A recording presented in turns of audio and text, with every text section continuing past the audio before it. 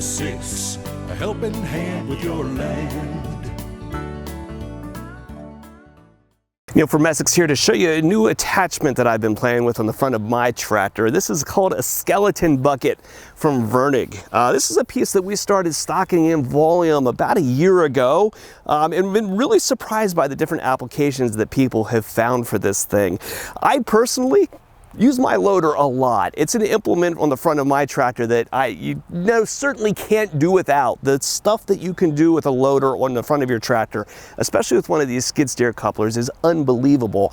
But oddly enough, one of the things that almost is never on the front of my loader is my regular loader bucket. As silly as it is, my regular orange dirt bucket that I have out here is probably one of the least frequently used things on the front of my loader, because I'm not really usually moving loose material all that often. More often than not, I'm using a grapple to move logs or out in the dirt working around, and I've found a lot of use for other attachments beyond just that dirt bucket.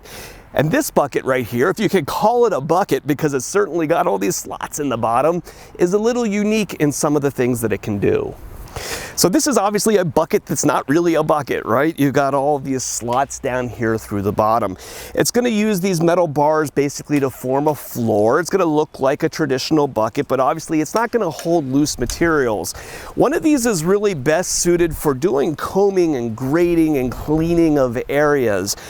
Take this rock right here, right? When I go into a pile of dirt like this, I can shake the bucket around. The small loose stuff is going to fall out the bottom, and I'm going to be left with the debris and stuff that's left over in this bucket. So it's really good for going into those dirty areas or places that you might have some logs and sticks mixed in with dirt where you want to sift through things.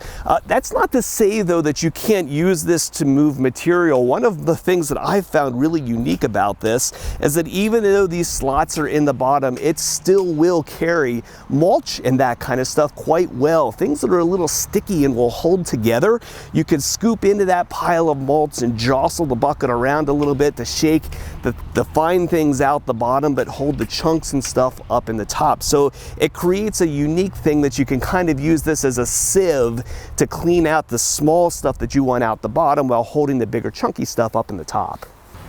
The teeth that are on the front of this also have some unique uses, things that you can't do real well with a regular bucket with a straight cutting edge on the front.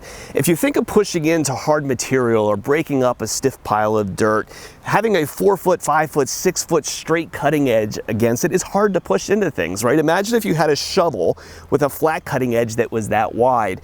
But having something like this with these ripping teeth on the front allow this bucket to get into those harder materials, break them apart, and also to cut and grade a little bit. These serrations, if you call it that, across here are going to cut the dirt as you push across it in a way that a cutting edge just doesn't. So it's a little bit more aggressive in that way, that it can dig into things and loosen them up and collect those chunky spoils and stuff in the back here while letting the small stuff fall out.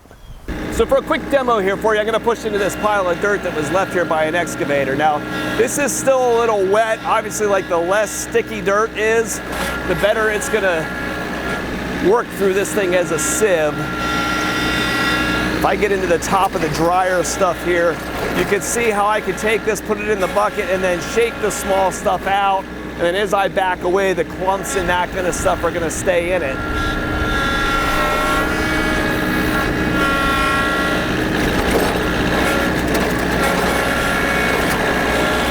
So it just kind of allows me to clean that pile and then take the chunks and stuff that I may not want, say, spread across my yard or whatever, and throw them off to the side.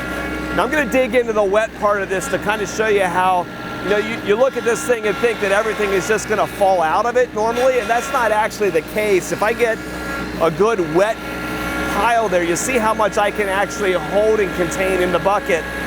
And as long as I'm not bouncing the tractor around too much, it actually kind of stays in there. This has some neat applications for mulch, which I'll show you here in a little bit. And that you can take some of that and carry it around and then just give this thing a shake to let the spoils and stuff fall out. Now, when I want to take this and then say clear this out again, I can use that front edge to cut my grade across here.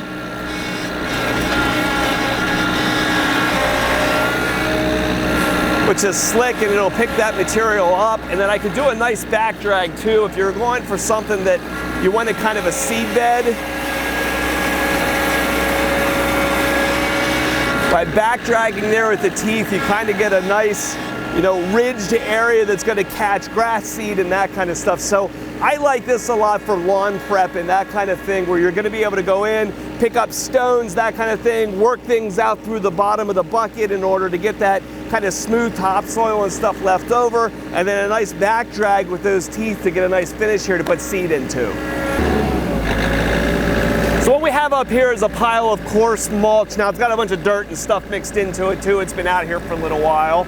But this is a bucket that actually is kind of handy for doing mulch. If you track through some reds here, push in here and get this thing full, you'll see I can actually scoop in and hold a full bucket full of mulch and actually still drive around with it, right? Those tines are close enough together that things like this, it still kind of holds. But once we start to shake a little bit,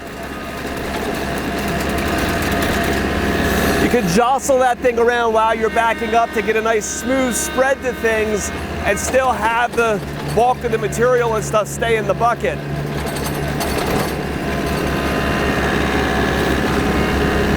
I'm out here at a place that I've been using as a burn pile before I was kindly reminded about the burn ordinance in my township by the local police department.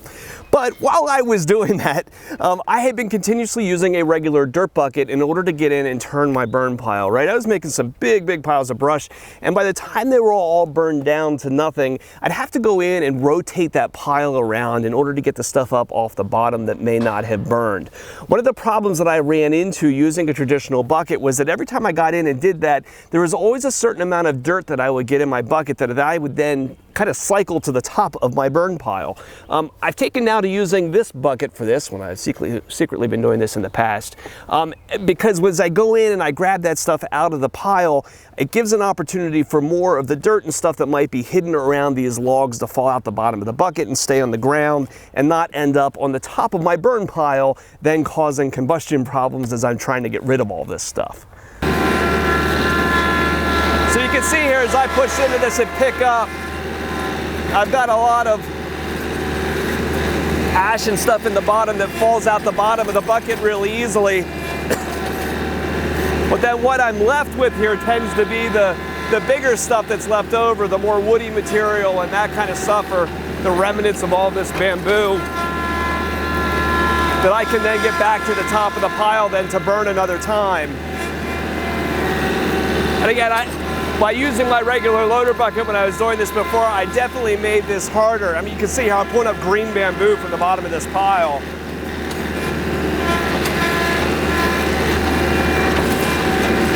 Right, and just by minimizing the amount of dirt that I'm bringing up here, I'm going to be able to work through this a lot better. Like you can just see tons of the dirt fall right out the bottom there. So again, it's kind of a difference between the mulch or the wet dirt that tends to stick together and this ash that's really fine and tends to fall right out. Just really kind of determines how this bucket behaves. It's very different depending on the material that you're working in.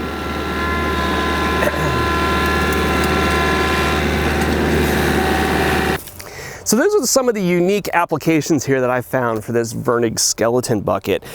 I can see a lot of people looking at this and thinking that it's a little silly. Why do you want a bucket that's not a bucket? But you can see here it really has some unique applications if you're doing a lot of this like lawn prep work and have these times where having material fall through the bottom of this thing is a benefit to you. You don't want to take the dirt along from place to place. It's really handy. It does a nice job of that.